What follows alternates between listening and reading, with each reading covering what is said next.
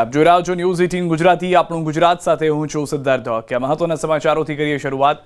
વલસાડમાં ભારે વરસાદથી કપરાડામાં કોઝવે ઓવરફ્લો। વલસાડ જિલ્લામાં ફરી વરસાદે જમાવટ કરી। સવારથી જ જિલ્લાના અનેક વિસ્તારોમાં છૂટોછવાયો વરસાદ વરસ્યો, જો કે કપરાડા તાલુકામાં ધોધમાર વરસાદ વરસ્યો। આથી તાલુકામાંથી પસાર થતા તમામ નદી નાળાઓ અત્યારે બે કાંઠે વહી રહ્યા છે। કપરાડાના સિલધામાં ચીકેચીમાળ ફળિયામાં વચ્ચેથી પસાર થતી ખાડી તોફાની સ્વરૂપે વહી રહી હોવાથી ખાડીના પાણી કોઝવે પર ફરી વળ્યા। આથી બંને તરફનો સંપર્ક કપાયો। કોઝવે પરથી પાણીનો ધસમસતો પ્રવાહ પસાર થઈ રહ્યો હોવા છતાં પણ કેટલાક લોકો પોતાના જીવને જોખમમાં મૂકી આ ખાડીના પાણીમાંથી પસાર થતા જોવા મળ્યા। સિલધા સાથે કપરાડાના ખડકવાડ, અસ્ટોલ સહિત અનેક વિસ્તારોમાં વરસાદી માહોલને કારણે છવાયો છે। કપરાડાની સાથે જ જિલ્લાના અન્ય તાલુકામાં પણ છૂટોછવાયો વરસાદ વરસ્યો હતો। નવરાત્રિએ વિલન બનવા આવશે મેઘો। ગુજરાતમાં ચોમાસાના વિદાયની શરૂઆત થઈ ગઈ છે। 4થી વધુ જિલ્લામાં ચોમાસું વિદાય લઈ રહ્યું છે। કચ્છ, પાટણ, બનાસકાંઠાના થોડા ભાગમાંથી વિદાયની શરૂઆત થઈ, ત્યારે જતાં જતાં પણ વરસાદ નવરાત્રિમાં વિલન બનતો જશે। જી હા, ગુજરાતમાં નવરાત્રિને લઈને ઉત્સાહ આસમાને છે, ત્યારે ખેલૈયાઓએ રેઇનકોટ લઈને ગરબે ઝૂમવા જવું પડશે, કેમ કે હવામાન વિભાગે આગામી 22 સપ્ટેમ્બર સુધી સામાન્યથી મધ્યમ વરસાદની આગાહી કરી છે। હવામાન વિભાગનું માનીએ તો નવરાત્રિમાં કચ્છ, બનાસકાંઠા, સાબરકાંઠા અને પાટણ બાદ કરતા તમામ જિલ્લાઓમાં ગુજરાતમાં વરસાદ પડી શકે છે। સમી તાલુકાના ખેતરોમાં હજુ પાણી નહીં ઓસરતા ખેડૂતો રડ્યા। પાણીથી લથબથ ખેતરો, પાણીમાં ડૂબેલો પાક અને ગોઠણડૂબ પાણીમાં ઊભા રહી પોતાની વ્યથા ઠાલવતા ખેડૂતો। ખેતરોમાં તબાહીના દ્રશ્યો પાટણના સમીના છે। અહીં પણ વરસાદે વિરામ લીધાને 10 દિવસ થઈ ગયા છે, પરંતુ હજુ ગામડાઓના ખેતરો નદી જ બનેલા છે। હજારો વીઘા જમીનમાં પાક પાણીમાં ડૂબેલો છે। મહામહેનતે તૈયાર કરેલો પાકનો ખાત્મો થતાં ખેડૂતોને રડવાનો વારો આવ્યો છે। જે હાથે પાકનું ખુશીથી વાવેતર કર્યું હતું, તે જ હાથે ભારે હૈયે પાકને ઉખેડવો પડી રહ્યો છે, જેના કારણે ખેડૂતો સરકાર પાસે માંગ કરી રહ્યા છે કે સમી પંથકમાં સર્વે કરી ખેડૂતોને પાક નુકસાનીની સહાય ચૂકવે। માણાવદરના પાદરડી ગામના લોકો જીવના જોખમે દેશી જીપલાઇનથી નદી પાર કરવા મજબૂર। ઉપર આકાશ, નીચે ખળખળ વહેતી નદી અને બે ઝાડની વચ્ચે દોરી બાંધી જોખમી રીતે પસાર થતી જિંદગી। આ દ્રશ્યો કોઈ જીપલાઇનના નથી, પરંતુ આ છે ખેડૂતોનો દેશી જુગાડ। ખેતરે જવાના રસ્તે ધોવાઈ જતા ખેડૂતોએ દેશી જુગાડ અપનાવ્યો છે અને દરરોજ આ જ રીતના નદી પરથી પસાર થઈ રહ્યા છે। વાત છે જૂનાગઢ જિલ્લાના માણાવદર તાલુકાના પાદરડી ગામની। અહીંથી પસાર થતી ઓજત નદી ઉપરનો પુલ 3 વર્ષ પહેલા તૂટી ગયો, જેથી ગામના લોકોને એક કાંઠેથી બીજે કાંઠે જવું હોય તો મુશ્કેલી વેઠવી પડે છે। ચોમાસામાં તો જીવના જોખમે નદી પાર કરીને લોકો જાય છે। બાળકોને ભણવા પણ આ રીતે સહેવું પડી રહ્યું છે। આ અંગે અનેકવાર રજૂઆત કરવા છતાં તંત્રને આ ગામની સમસ્યા દૂર કરવામાં કોઈ રસ ન હોય તેવું લાગે છે, જેથી હવે આ લોકોએ પણ સ્વીકારી લીધું છે કે તંત્ર પુલ બનાવી નહીં આપે, એટલે એક તરફથી બીજી તરફ જવા માટે લોકોને નદી પસાર કરવા દોરડા અને ટાયરની મદદથી નદીને પસાર કરવી પડી રહી છે। તેમજ બાળકોને અભ્યાસ કરવા માટે પણ આ જ પરિસ્થિતિમાંથી પસાર થવું પડે છે। 300 થી 400 વીઘા જમીનમાં ખેતી કરતા ખેડૂતોને ખેત મજૂરો લઈ જવા તેમજ ખેતીની વસ્તુઓ લઈ જવા માટે પણ દોરડા વડે લટકીને પસાર થવું પડે છે। ઉપરાંત જ્યારે પણ કોઈને મેડિકલ ઇમરજન્સીની જરૂરિયાત હોય તો આવી જ રીતે દર્દીઓને પણ લઈ જવાની ફરજ પડે છે। છેલ્લા 3 વર્ષથી તૂટેલા પુલને રિપેર કરવા માટે અવારનવાર સાંસદથી લઈને ધારાસભ્ય તેમજ પદાધિકારીઓને રજૂઆત કરી છે, પરંતુ આજ સુધી કોઈ જ કાર્યવાહી થઈ નથી। જોકે વૈકલ્પિક રસ્તો ગ્રામજનો માટે જ છે, પરંતુ તે 15 થી 20 કિલોમીટર સુધી ફરવા જવું પડે છે। ત્યારે હવે એક જ માંગણી કરી રહ્યા છે કે આ પુલ બની જાય, જેથી ગામના લોકોની પરિસ્થિતિ સુધરે। સાબરકાંઠા અને છોટાઉદેપુરનો વિકાસ ખાટલા અને જોડીમાં। આ દ્રશ્યો સાબરકાંઠાના નવાગામ ધનેલાના છે। અહીં તંત્ર દ્વારા રોડ બનાવવામાં ન આવતા એમ્બ્યુલન્સ સહિતના વાહનો પહોંચી શકતા નથી, જેથી કોઈ બીમાર પડે તો આ રીતે ખાટલામાં નાખી 4 લોકો ઉંચકીને લઈ જાય છે। રસ્તાના અભાવે 95 વર્ષના દાદાને ઓપરેશન બાદ ડ્રેસિંગ માટે ઉંચકીને 2 કિલોમીટર લઈ ગયા, બાદમાં કારમાં ઈડર હોસ્પિટલે લઈ જવા પડ્યા। છોટાઉદેપુરના તુરખેડામાં પણ વિકાસ જોડીમાં છે। એક પ્રસૂતાને રોડ રસ્તાના અભાવે જીવ ગુમાવવાનો વારો આવ્યો। ખેડી ફળિયાના વણસીબેન નાયકને પ્રસૂતિની પીડા ઉપડતા રસ્તાના અભાવે સાવધા ફળિયા 3 કિલોમીટર સુધી જોડીમાં ઉચકીને લઈ જવાઈ હતી, પણ રોડ ખરાબ હોવાથી વાર લાગતા હોસ્પિટલમાં પ્રસૂતિ થાય તે પહેલા જ મહિલાનું મોત થયું। ગોંડલ યાર્ડમાં નવી મગફળીની આવકના શ્રી ગણેશ। સૌરાષ્ટ્રના અગ્રીમ ગણાતા એવા ગોંડલ માર્કેટિંગ યાર્ડમાં નવી મગફળીની આવકના શ્રી ગણેશ થયા। ગોંડલ માર્કેટિંગ યાર્ડમાં સિઝનની નવી મગફળીની 30,000 ગુણી કરતાં વધુ આવક થઈ। 20 કિલો મગફળીના 800 થી 1100 રૂપિયા સુધીના બોલાયા હતા ભાવ। આગામી દિવસોમાં મગફળીની આવકમાં વધારો થશે। હાલ તો સારા ભાવ મળતા ખેડૂતો ખુશખુશાલ છે।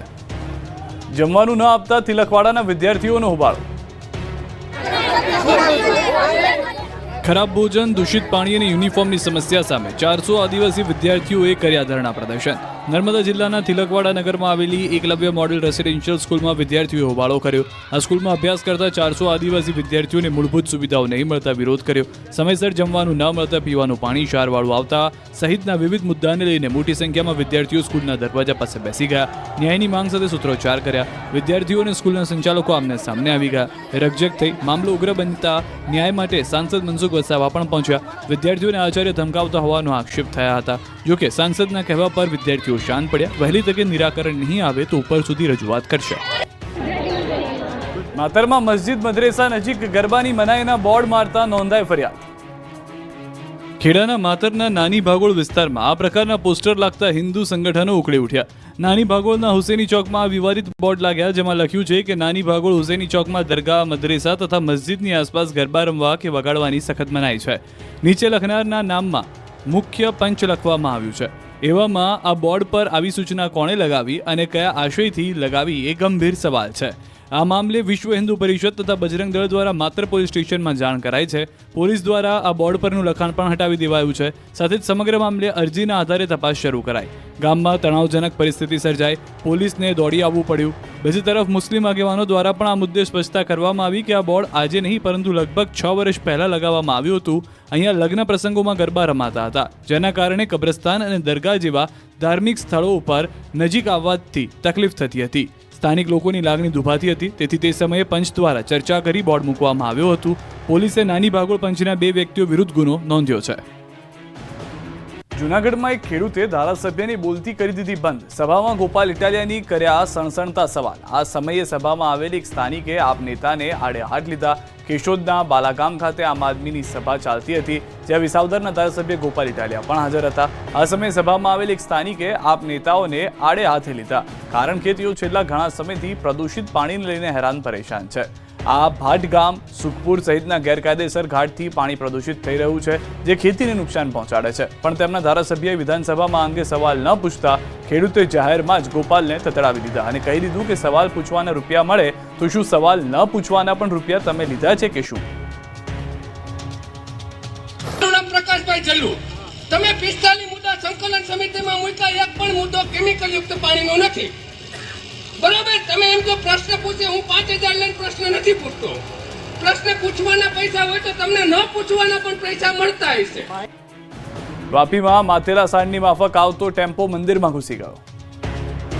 પૂરપાટ માથેલા સાંડની માફક આવ્યો ટેમ્પો અને ઘૂસી ગયો મંદિરમાં. વાપી નજીક અમદાવાદ મુંબઈ નેશનલ હાઈવે પર એક ટેમ્પા ચાલકે બેફામ ટેમ્પો હંકારતા બેકાબુ બન્યો. ટેમ્પો હાઈવે પર આવેલા એક મંદિરમાં ઘૂસી ગયો. વાપીના બલીઠા હાઈવે પર આવેલા બ્રહ્મદેવ મંદિરમાં ટેમ્પો ઘૂસી જતા આસપાસના વિસ્તારના લોકો દોડી આવ્યા. ધડાકાભેર ટેમ્પો સૌપ્રથમ મંદિરની રેલિંગ સાથે અથડાઈ, રેલિંગ તોડી અને ત્યારબાદ દિવાલ તોડી અને ટેમ્પો મંદિરમાં ઘૂસ્યો. જોકે મંદિરમાં મૂર્તિ સુધી પહોંચે તે પહેલા જ ટેમ્પો થંભી ગયો. આ ઘટનામાં ટેમ્પો ચાલક ગંભીર રીતે ઇજાગ્રસ્ત થયો. ઘટનાની જાણ થતાં જ પોલીસની ટીમ તાત્કાલિક સ્થળ પર પહોંચી. ઇજાગ્રસ્ત ટેમ્પા ચાલકને એમ્બ્યુલન્સ દ્વારા હોસ્પિટલ ખસેડવામાં આવ્યો. તો મંદિરમાં દિવાલ અને રેલિંગ સાથે છતને લઈને પણ મોટું નુકસાન થયું હતું. સલાયામાં ભૂગર્ભ ગટરમાં ફસાયા અનેક વાહન. તંત્રના વાપે ધડાધડ વાહનો ગટરમાં ખાબક્યા. વરસાદી પાણી રોડ પર ન ભરાઈ રહે તે માટે દ્વારકાના સલાયામાં તંત્ર દ્વારા ભૂગર્ભ ગટરના ઢાંકણા ખોલ્યા હતા, પરંતુ વરસાદ ગયા બાદ તંત્ર ઢાંકણા બંધ કરવાનું ભૂલી જતા વાહન ચાલકો માટે જીવનું જોખમ ઊભું થયું. ગટર ખુલ્લી હોવાથી પૂરપાટ આવતા વાહનો ધડાધડ ગટરમાં ફસાયા. અનેક વાહન ચાલકો ઊંધા કાંત ગટરમાં પડ્યા. વાહનને નુકસાન થયું. ટાયરમાં પંચર પડી ગયા તો ચેસિસ સહિતનું નુકસાન જોવા મળ્યું છે. અમદાવાદમાં એમટીએસ બસ ડેપોની દિવાલ પડતા યુવકનું મોત. અમદાવાદના નવા વાડજ વિસ્તારમાં આવેલી એમટીએસ બસ ડેપોની જર્જરિત દિવાલ ધરાશાયી થતા એક યુવકનું કરુણ મોત નીપજ્યું. દિવાલ પડવાનો અવાજ આવતાની સાથે જ સામેના ભાગે આવેલા જવાહરનગરના છાપરામાં રહેતા લોકો દોડી આવ્યા.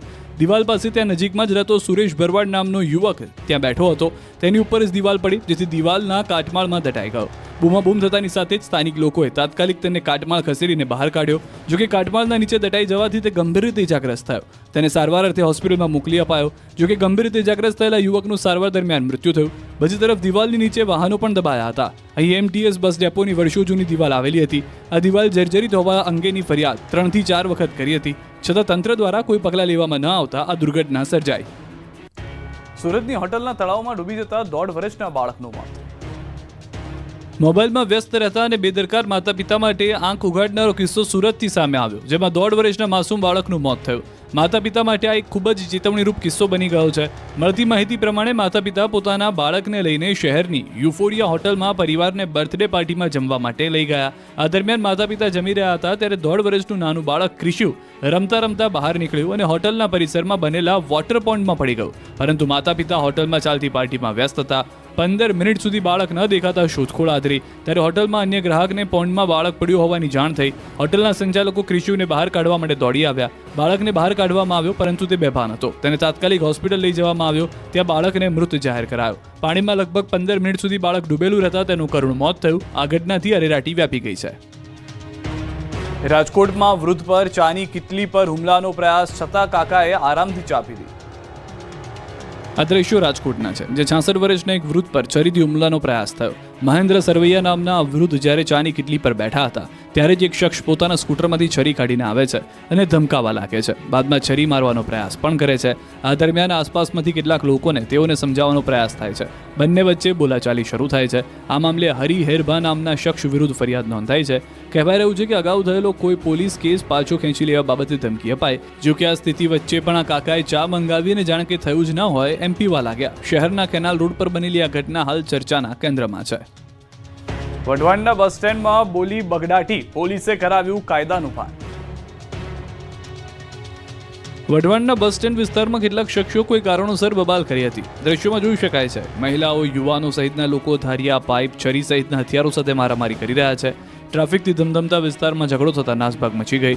વિડીયો વાયરલ થતા પોલીસે જાહેરમાં ઉત્પાદ મચાવનારાઓને પકડ્યા. ઘટના સ્થળે લઈ જઈ કાયદાનું ભાન કરાવાયું.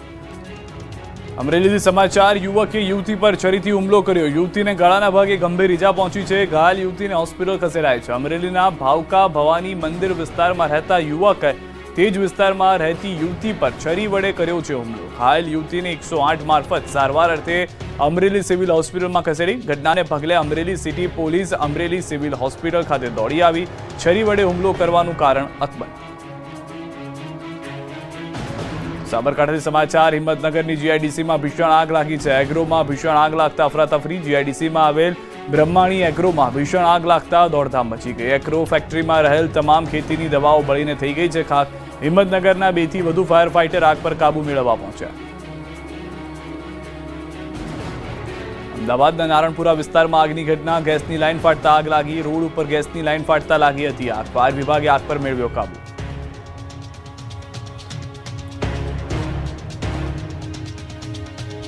રાજકોટમાં હાઈવે પર દોડતા યમરાજ જોઈ લો. મોપેડ ફૂલ સ્પીડે દોડાવી કાવા માર્યા. કંઈક આ રીતે સર્પાકાર બાઇક ચલાવી રોડને બાનમાં લીધો સ્ટન્ટ બાજુએ.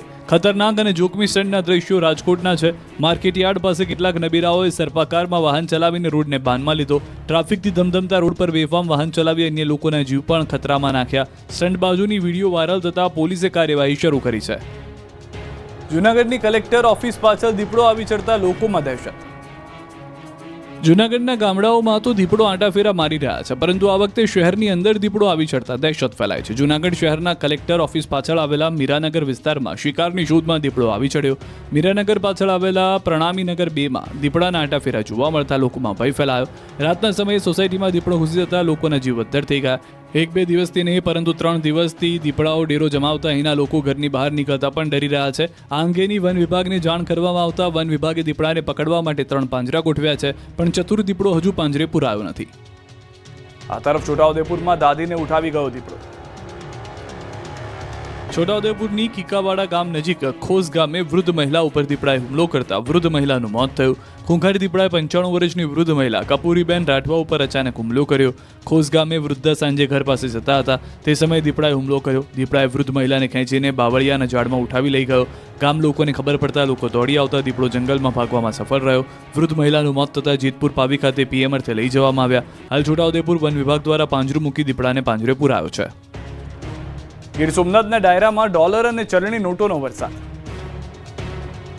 ગીર સોમનાથ જિલ્લાના વેરાવળમાં આવેલા આદરી ગામમાં મહાકાળી ગૌશાળાના લાભાર્થે લોક ડાયરો યોજાયો. આ લોક ડાયરામાં તરભવાળીનાથ મંદિરના મહંત જયરામ ગીરી બાપુ પર ડોલર અને ચલણી નોટોનો વરસાદ કરવામાં આવ્યો. આ લોક ડાયરામાં સાંસદ રાજેશ ચુડાસમા સહિતનાઓએ મહંત જયરામગીરી બાપુને ડાયરાના મંચ પાસે લાવીને ડોલર અને ચલણી નોટોનો વરસાદ કર્યો. ડાયરાના મંચ પર તેમજ જયરામગીરી બાપુની આસપાસ નોટોનો ઢગલો થઈ જાય એટલી બધી નોટો ઉડાવવામાં આવી. આ જોઈને સૌ કોઈ અવાક થઈ ગયા. ડાયરામાં 20 લાખથી વધુના ડોલર અને ચલણી નોટો ઉડાવવામાં આવી. આ રૂપિયા ગૌશાળામાં ગાયની સેવા માટે વાપરવામાં આવશે. લોકગાયક દેવાયત ખવડ ભાજપમાં જોડાશે, મામાએ કર્યો મોટો દાવો. લોક સાહિત્યકાર દેવાયત ખવડને ચૂંટણી લડવાની ઈચ્છા છે. તેઓ આગામી દિવસોમાં ભાજપમાં જોડાઈને ચૂંટણી લડી શકે છે એવી સંભાવના તેમના જ મામા રામકુભાઈ કરપાડાએ વ્યક્ત કરી છે. રામકુભાઈએ દેવાયત ખવડ અને વિવાદ અંગે વાત કરતા કહ્યું કે દેવાયતની ગામમાં ક્યારેય કોઈ જોડે માથાકૂટ નથી થઈ, પરંતુ સોશિયલ મીડિયામાં બહેન દીકરી માટે અશોભનીય ભાષા પ્રયોજવામાં આવે તો કાઠીનો દીકરો ચૂપચાપ બેસી ન રહે. સનાતનવાળી બબાલમાં પહેલો વાંક પોતાના ભાણેજનો હોવાનો પણ રામકુભાઈએ સ્વીકાર કર્યો.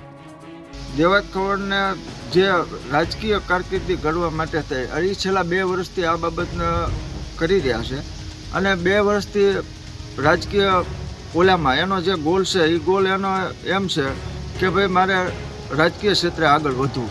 એટલે રાજકીય ક્ષેત્રે આગળ વધવા માટે થઈ અને એ કોઈ પણ પાર્ટી જોઈન્ટ કરશે અને આવનાર વિધાનસભાની ચૂંટણી લડવા માટે એને મહેનત કરી રહ્યા છે.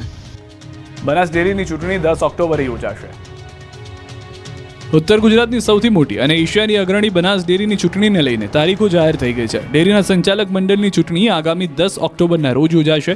ડેરીમાં ઉમેદવારી પત્ર ભરવાની છેલ્લી તારીખ 22 સપ્ટેમ્બર છે, તો 10 ઓક્ટોબરના રોજ મતદાન થશે. 11 ઓક્ટોબરના રોજ મતગણતરી કરવામાં આવશે. આ ચૂંટણીમાં નવા બોર્ડ ઓફ ડિરેક્ટર્સની પસંદગી કરવામાં આવશે, જે આગામી 5 વર્ષ માટે ડેરીનું સંચાલન કરશે.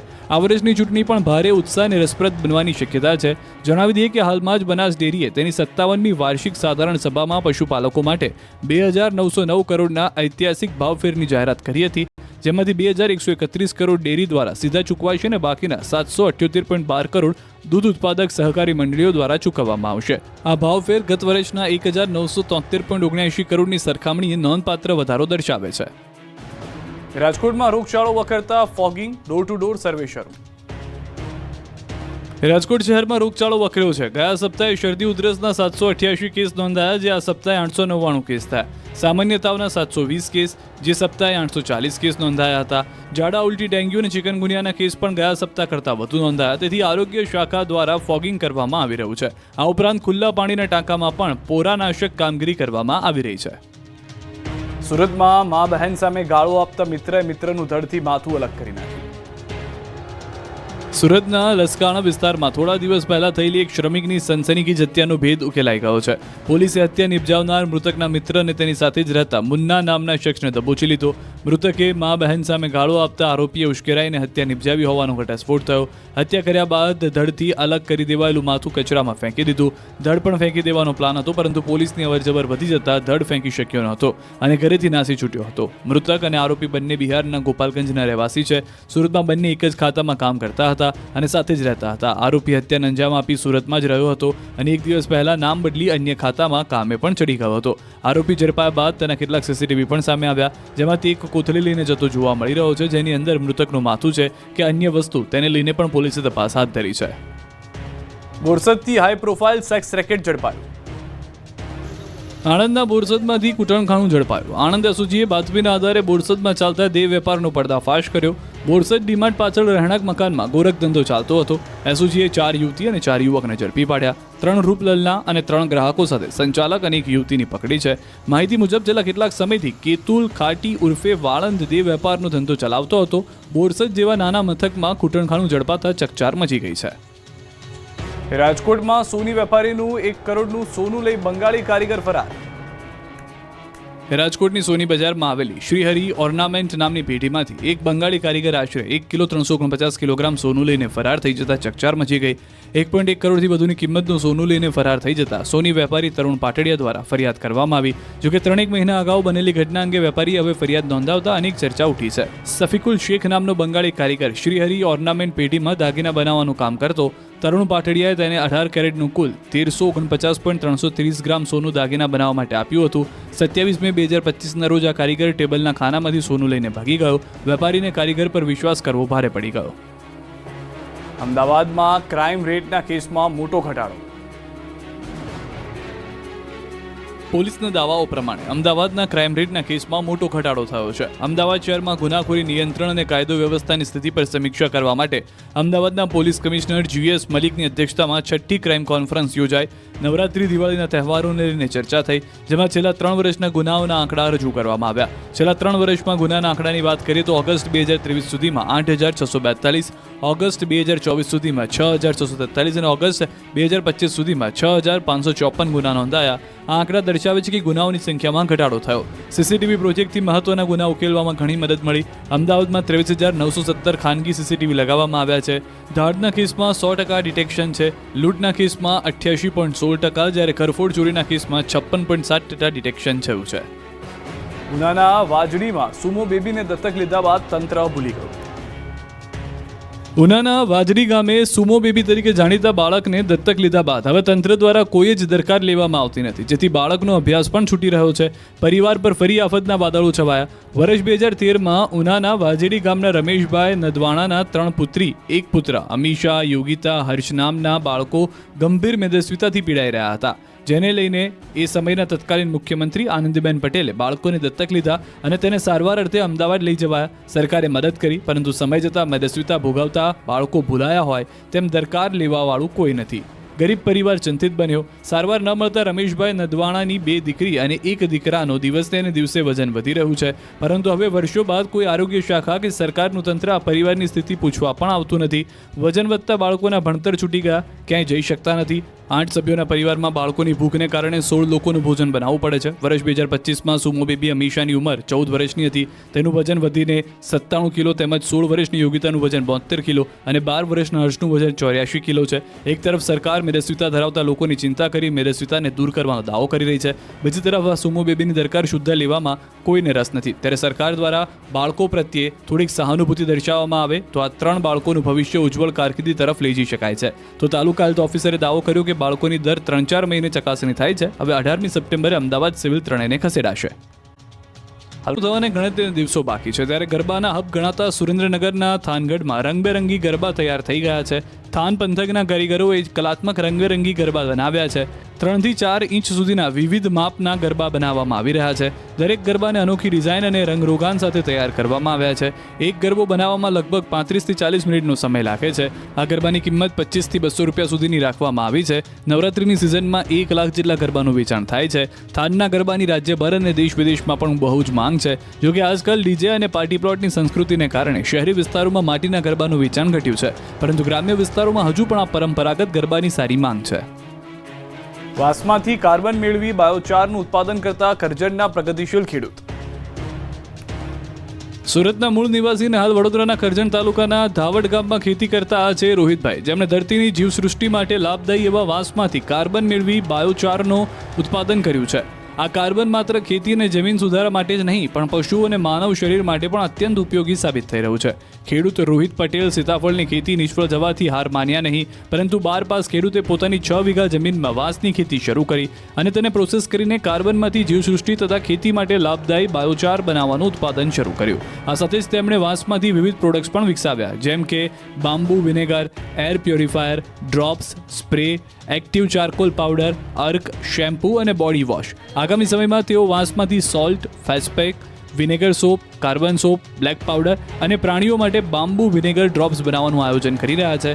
આ તમામ પ્રોડક્ટ્સ માનવ આરોગ્ય માટે ખૂબ લાભદાયી છે, જેમ કે પાચન શુદ્ધિ, કોલેસ્ટ્રોલ ઘટાડો, શરીરમાંથી ટોક્સિન દૂર કરવું, કિડનીના કાર્યોમાં ટેકો આપવો અને કુદરતી ડિટોક્સ દ્વારા સ્વસ્થ પાચન ક્રિયા સુનિશ્ચિત કરવી. મહત્વનું છે કે રોહિતભાઈના ઉત્કૃષ્ટ સંશોધનથી ઘણી ભારતીય મોટી કંપનીઓ પણ પ્રભાવિત થઈ છે. પ્રધાનમંત્રી નરેન્દ્ર મોદી 20મીએ ભાવનગરની મુલાકાતે આવી રહ્યા છે. રાજ્યમાં અનેક વિકાસ કાર્યોનું લોકાર્પણ વડાપ્રધાન દ્વારા કરાશે. પ્રધાનમંત્રીની મુલાકાતને લઈને તંત્ર દ્વારા તડામાર તૈયારીઓ ચાલી રહી છે. પ્રધાનમંત્રી ભાવનગરમાં વિવિધ વિકાસ કાર્યોનું ખાતમુહૂર્ત અને લોકાર્પણ કરશે. આ કાર્યક્રમમાં ગુજરાત મેરીટાઈમ બોર્ડ GMB સાથેના વિવિધ પ્રોજેક્ટ્સ માટે સમજૂતી કરાશે. પણ આની સાથે સાથે એ પણ જાણવા મળી રહ્યું છે તે પ્રમાણે કે આ MOU ભાવનગરના દરિયાઈ અને આર્થિક વિકાસ માટે મહત્વપૂર્ણ સાબિત થશે. પ્રધાનમંત્રીની મુલાકાતને લઈને તમામ રસ્તાઓનું સમારકામ અને નવીનીકરણ પણ કરવામાં આવી રહ્યું છે.